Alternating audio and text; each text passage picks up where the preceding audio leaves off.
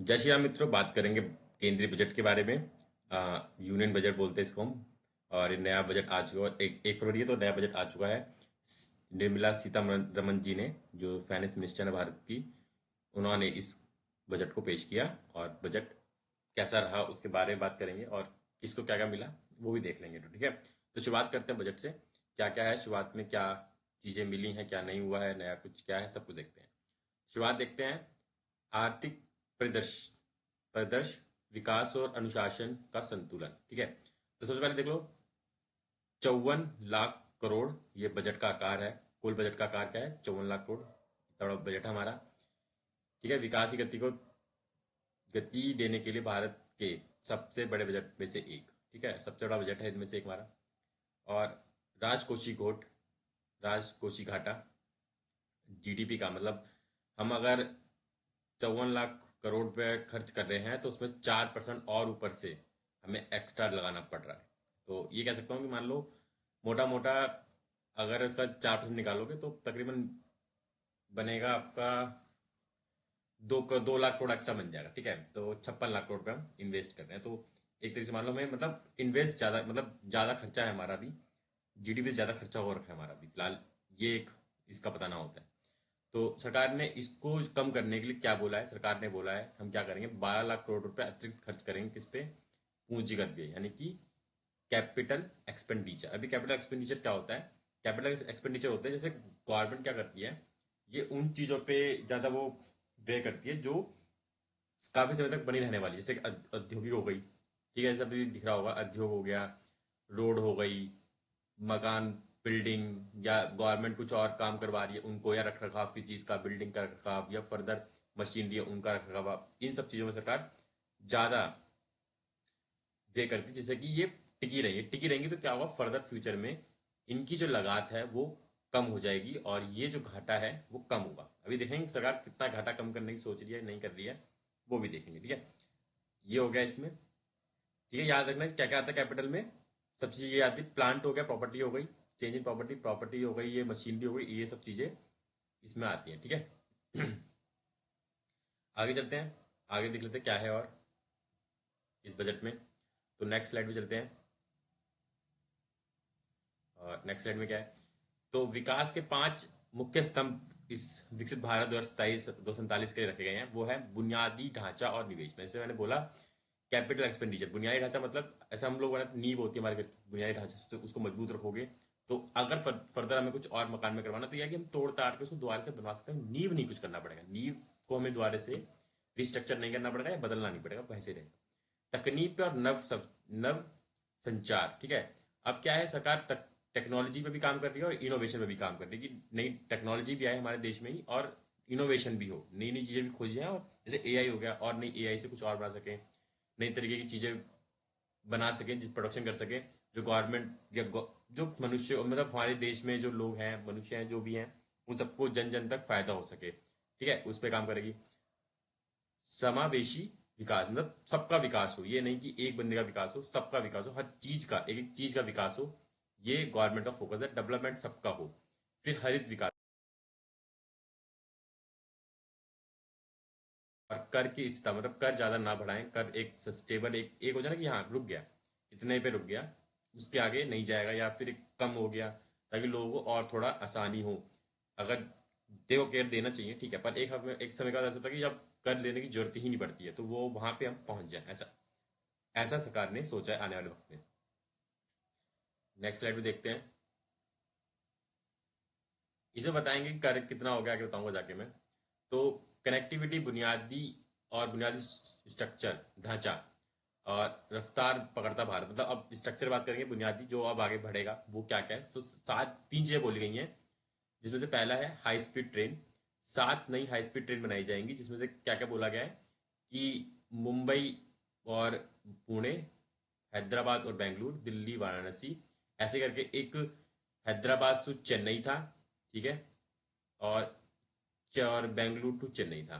और इस वाराणसी से एक और आगे जाएगी ट्रेन, वो एक और जगह है वहां भी, ऐसे करके 7 जगह थी कुल मिला के। ठीक है, यहाँ पे आप देख सकते हो सारी, ये जो दिखा रहे हैं आपको सब चीजें, ये कोई कनेक्टिविटी दिख रही है सारी, हाई स्पीड की।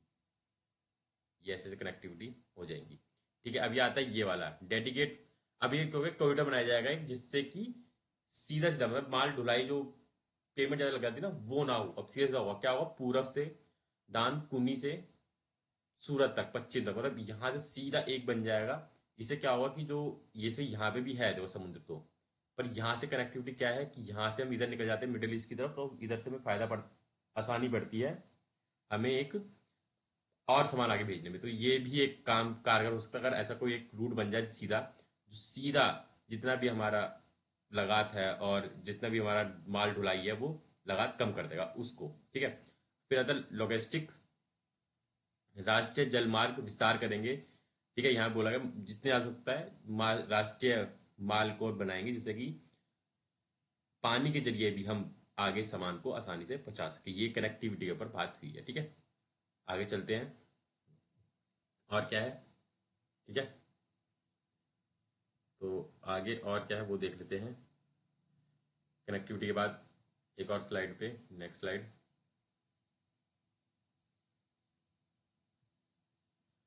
हाँ, भविष्य और तकनीक का नवचार। भविष्य और तकनीक का नवचार क्या है, भारत अब केवल तकनीक का उपभोक्ता नहीं बल्कि निर्माता बनने की दिशा में है। अब ये नहीं कि हम सिर्फ क्या कर रहे हैं, हम सिर्फ दूसरों से लेंगे, हम टेक्नोलॉजी सिर्फ लेंगे और उसका यूज करेंगे, नहीं, हम कह रहे हैं कि हम बनाएंगे। तो क्या कहा सरकार ने, बोला है इंडिया सेमीकंडक्टर मिशन चालू करेगी सरकार।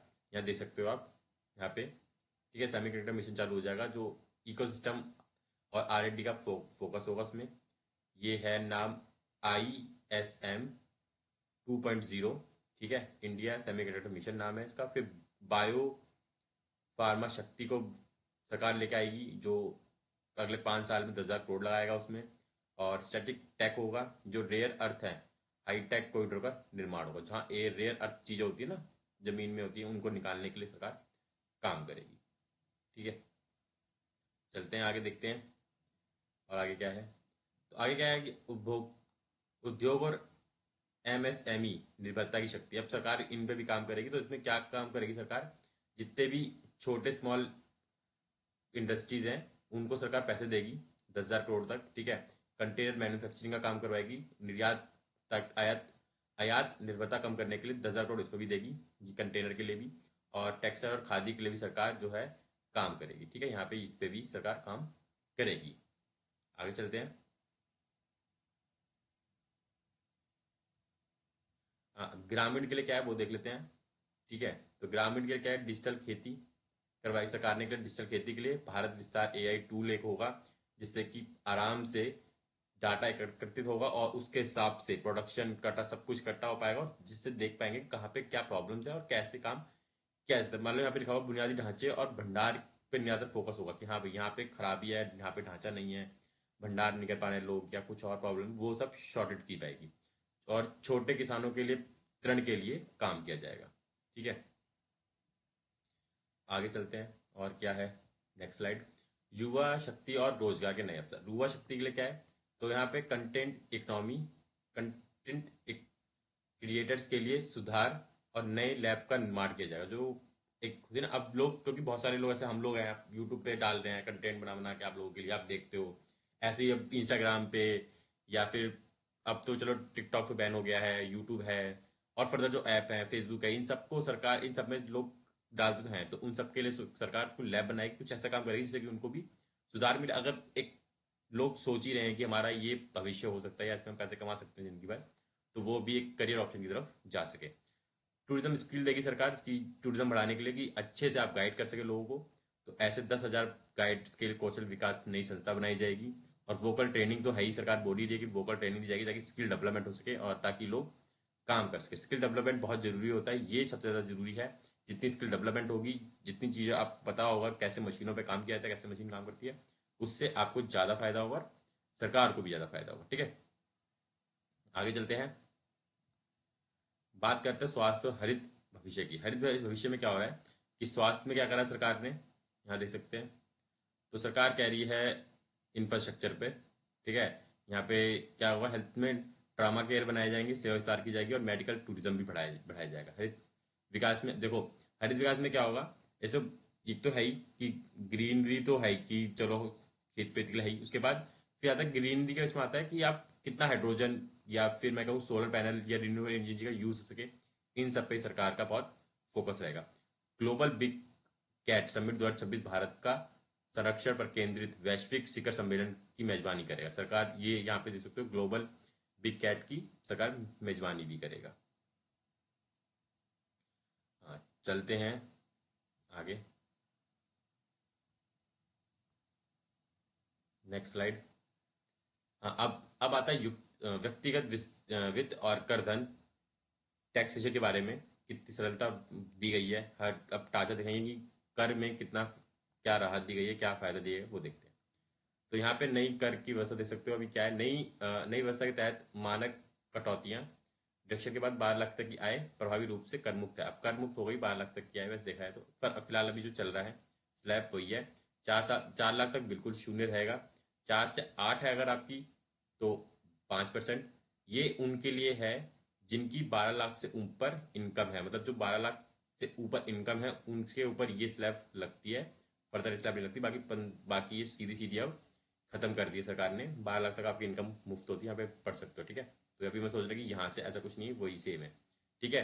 फिर वापिस 20% और 24 लाख से 30%, ठीक है, सिंपल है। और ये एक प्रभावी तो है ही 1 अप्रैल से। अब एक चीज बता देता हूँ कि अब जो स्टॉक मार्केट में है, सरकार ने क्या किया है। सरकार ने एस टी, जो होता है STT, उस पे सरकार ने इंक्रीज कर दिया। तो जिससे आपने देखा भी हो कारण से मार्केट एकदम से फॉल हुआ भी है। ये कारण था क्यों, कितना इंक्रीज हुआ है। फ्यूचर पे जो इंक्रीज हुआ है 2.20 से 2.05, ये फ्यूचर का है, ठीक है। ये फ्यूचर पे बोला सरकार ने कि हम इतना बढ़ा रहे हैं। अब ऑप्शन पे आते हैं। ऑप्शन पे क्या है, मैं ऑप्शन पे बता देता हूँ। ऑप्शन पे क्या हो गया है, ऑप्शन पे सरकार ने कितना कर दिया है। STT वो कर दिया है सरकार ने। अब पहले जो था वो तो आपको पता ही होगा कि 0.10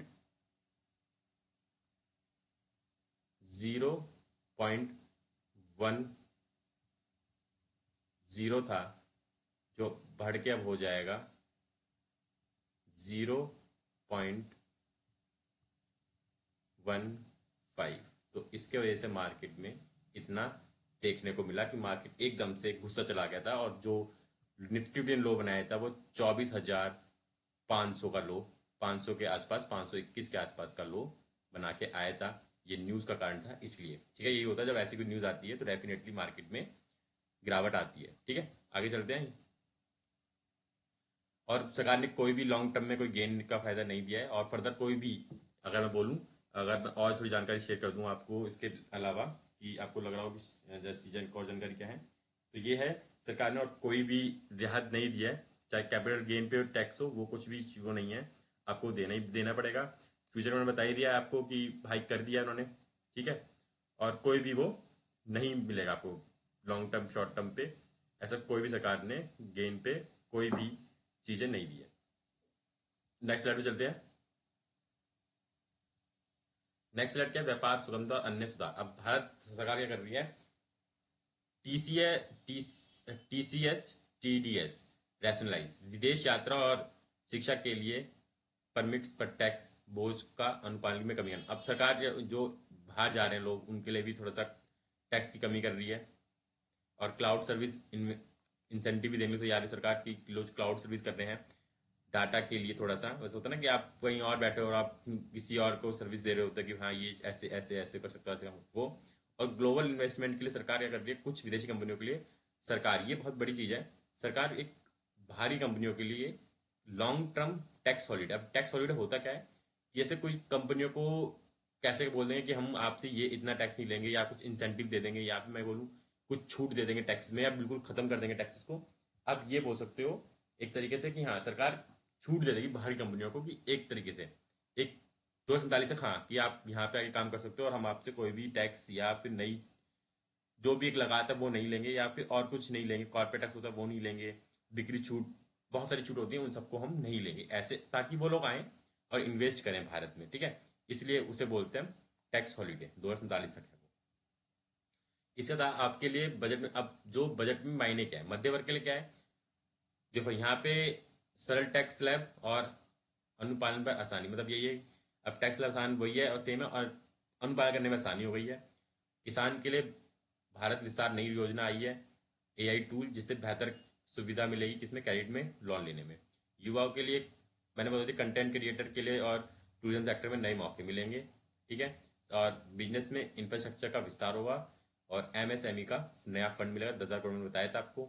सरकार 10,000 करोड़ देने को देगी सरकार एमएसएमई में, ठीक है। ये सरकार का कहना है। आगे चलते हैं, नेक्स्ट स्लाइड में देख लेते हैं। तो निष्कर्ष क्या है सरकार 247 की और जो सरकार है 247 के मजबूत कदम।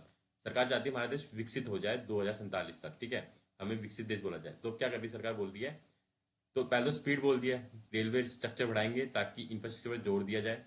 जितना ज़्यादा अच्छा रेलवे कनेक्टिविटी होगी और हाई स्पीड ट्रेन होगी तो लोगों को सुविधा होगी आने जाने में, ठीक है। स्टेबिलिटी होगी, स्थिरता होगी, ठीक है। ये जो राजकोषीय घाटा डेफिसिट है, ठीक है, फिक्सल डेफिसिट जिसे बोलते हैं हम, उसे कम करके या फिर स्थिर करके या फिर खत्म करने की सरकार कोशिश करेगी। कैसे मैंने बताई दिया है वो, कैपिटल एक्सपेंडिचर करेगी जिससे सरकार ये राजकोषीय घाटा या फिर हम बोल सकते हैं फिक्सल डिफिसिट कम कर सकते हैं। उसके बाद भविष्य में फ्यूचर में सेमीकंडक्टर, बायोफॉर्म और एआई द्वारा संचित विकास होगा, जिससे कि हमारे देश में और उन्नति होगी और हम मजबूत और एक नए भविष्य की तरफ, और हम बोल सकते हैं एक विकसित भारत, जो एक बुनियादी सुविधाएं सबको मिल पाएंगी और नई नई सुविधाएं भारत सरकार लोगों को पहुंचा पाएगी और वो ले पाएंगे, ठीक है। ये सब था इस पूरे बजट में। बहुत लोगों को लग रहा होगा कि बजट में कम नहीं किया है, तो इस बार उम्मीद भी नहीं थी कम करने की, क्योंकि पिछले साल कम कर दिया था, तो इस साल मुझे तो उम्मीद नहीं थी, पर फिर भी बहुतों को उम्मीद होगी। तो ये था बजट इस वर्ष का। या फिर स्लाइड, भारत विकसित भारत के लिए केंद्रीय बजट 2026-47, ये पूरा एक ओवर मैंने आपको दे दिया, समझा दिया क्या क्या है क्या क्या नहीं है, किसको क्या क्या मिलेगा सबके लिए, ठीक है। तो आई होप आपको अच्छा लगा होगा। इस वीडियो को देखने के बाद आपको शायद कुछ जानकारी प्राप्त हो। तो ऐसी और वीडियो के लिए चैनल बने रहें। धन्यवाद।